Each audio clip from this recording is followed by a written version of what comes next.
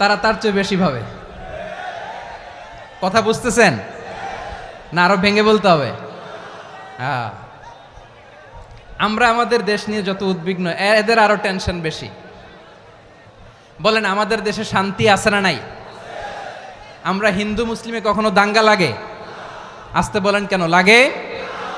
ওদের পূজা পার্বণে আমাদের মাদ্রাসার ছেলেরা যে পাহারা দেয়, চিল্লায় বলেন ঠিক কিনা?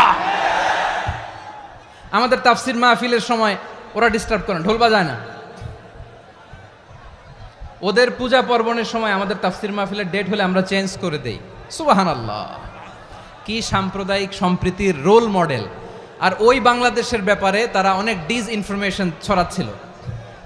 ভারতের অনেকগুলো গণমাধ্যম, আমি জেনারেলাইজ করব না, আমাদের প্রতিবেশী দেশের সব গণমাধ্যমকে আমি দোষ দিতে চাই না, অনেকগুলো গণমাধ্যম তারা ডিসইনফরমেশন শেয়ার করেছে।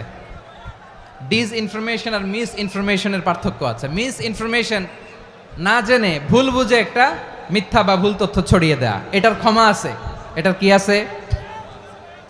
আর ডিসইনফরমেশন মানে ইচ্ছা করে, প্ল্যান করে, ম্যাপ করে, ছক এঁকে মিথ্যা, গুজব, রটনা সোশ্যাল মিডিয়ায় ছড়ানো, এটার ক্ষমা আছে? আওয়াজ করে বলেন, ক্ষমা আছে? ভারতের কিছু গণমাধ্যম তাই করেছে।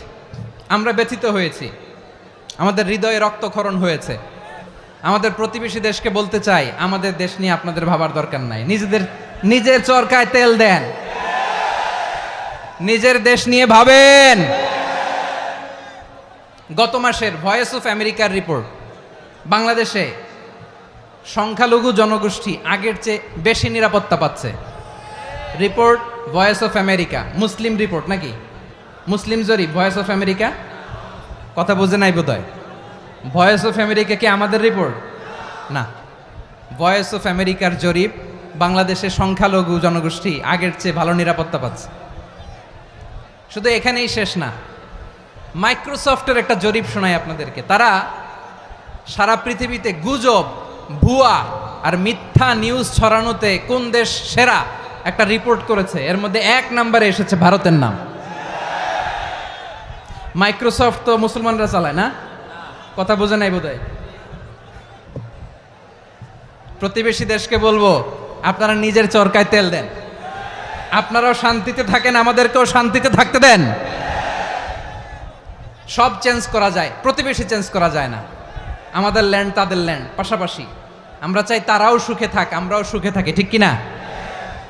কিন্তু প্রতিবেশী হলে বন্ধুত্বপূর্ণ আচরণ করতে হয়।